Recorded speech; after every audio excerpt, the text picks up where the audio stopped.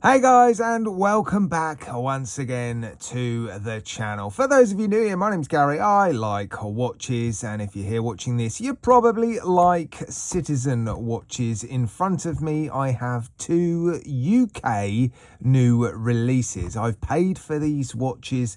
There's no affiliate links in my video description, so no includes paid promotion icon for today's video. Now, this isn't a full review. What I think I'm going to do with these two watches is show them to you in a little bit more detail than I would in a normal sort of unboxing and first impressions video.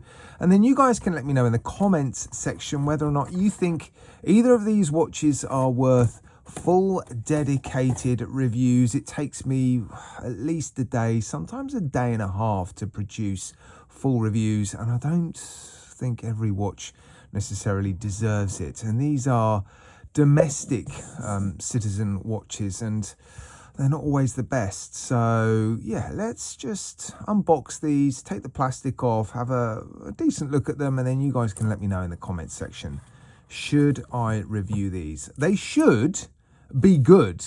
This one, there's some weight in it actually. This one was £399. It is a Pro Master Air, and actually Alex, as in hashtag blame Alex, he's to blame for me spending almost £400 on this watch.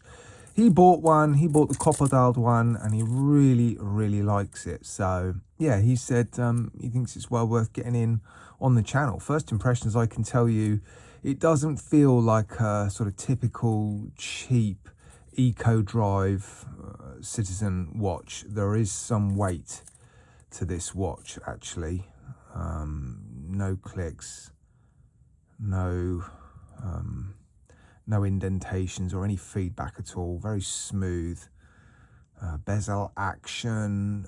Yeah, let me get the plastic off and we'll have a slightly closer look. Right, there we go. All the plastic's been removed. This is the CA4660. As you can see, it's the sort of silver dial version. Very strong sunburst effect on that dial. It houses the caliber B620. Yeah, it feels substantial. The clasp, I'm pleased to say, feels a little bit better quality than I was expecting. Sapphire crystal, 200 meters of water resistance, 316L stainless steel. The specifications are, yeah, looking actually pretty strong, aren't they? What Alex liked was the lug-to-lug length. It is actually smaller than I thought it was going to be. Perhaps a bit chunkier than I thought it was going to be, but yeah, all too often I think Citizen watches just feel a little bit too big and cumbersome, or they are just a bit too big and cumbersome on the wrist. Quite often they're made of titanium as well, and I'm pleased to say this one is stainless steel. The bracelet feels really substantial, really heavy. Yeah, solid end links look.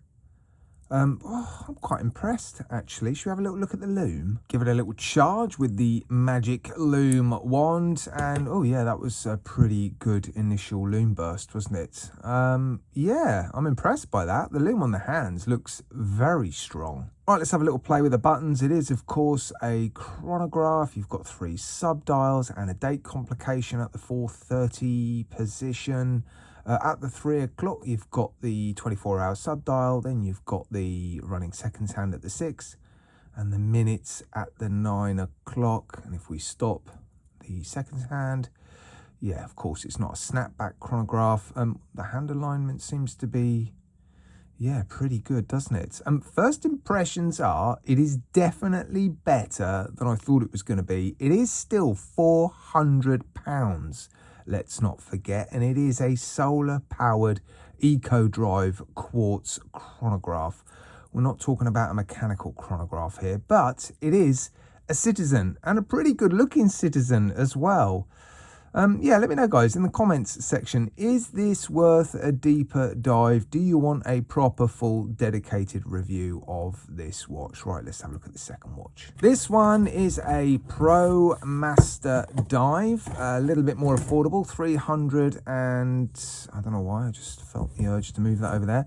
369 US dollars. This, I suspect, because it's a Citizen and it's a dive watch, it will be an ISO 6425 certified diver. So a proper technical dive watch. Not that people really use watches like this to dive these days. They have sort of computers on their wrists, don't they? But I suspect this is going to be a little bit like this one in terms of the specifications, the build quality. Yeah, I think it's actually going to be a decent watch. You'd expect it to be for £369, wouldn't you? Let me give you the reference number quickly. There it is, BN0261, caliber E168. Again, an eco drive movement. Right, let me get the rest of the stuff off it and I'll be back in a mo. Right, there we go. All the plastic's been removed. What am I doing? I'm trying to put power in it. It's an eco drive, isn't it? Let me move the hands to the usual position. Right, winding the crown. Very nice. One thing I will say is the clasp is much better than I thought it was going to be. In fact, it's probably better than the clasp that I've got on a £3,000 Seiko MM300. Yeah, it works slightly differently, but you've got these milled inner elements. It seems smaller, more discreet, loads of adjustment. Look at that, a proper diver's clasp. And again, it's stainless steel and feels not as substantial and chunky as the other one. I think the links are a little bit, well, there's just a little bit less material. Pin and collar, both of these watches by the looks of it. But yeah, the finishing as well does look impressive. I'm just so surprised these are steel and not titanium. So many Citizen watches are titanium, aren't they? Right, let's have a little play with the bezel. Here we go. It's okay. The clicks aren't crisp. You're not getting these sort of high-pitched ticks. They're a bit sort of clunky and muted. Is it 60 click? 1, 2, 3, 4. Yeah, 60 click, which is a bit disappointing. And I think the alignment might be off, which if it is a real shame. That's one position. Oh, what a shame. Citizen, you're normally so good at that. That is a real shame. I mean, it's not a million miles off, but it is off, look. Wow. I like the case shape, actually. Thinner than the chronograph that I've just shown you. 200 meters of water resistance, screw down case back, screw down crown. Yeah, let's show you the lume. Again, let's give it a little tickle with the lume light. 3, 2, 1. And there it is. Yeah, you'd expect the lume to be pretty impressive on this one, given it is a proper dive watch. And of course, you've got that lume pip on the bezel insert. Sapphire crystal again with AR coating. It looks like an aluminium bezel insert. The finishing on the bracelet is predominantly brushed. Nice bracelet links, aren't they? A little bit different. It's quite angular, actually. Yeah, I like it. Right, final verdict. They're a lot better than I thought they were going to be, actually. I'm really pleased that they're stainless steel and not titanium. The finishing is actually pretty impressive. Better than you get with Seiko for this sort of money. I think quite a few people will be put off by the fact that they're quartz eco drive powered watches. But again, a lot of people, I think, will also be attracted to them for that reason. They're sort of pick up and go watches. The specifications are impressive.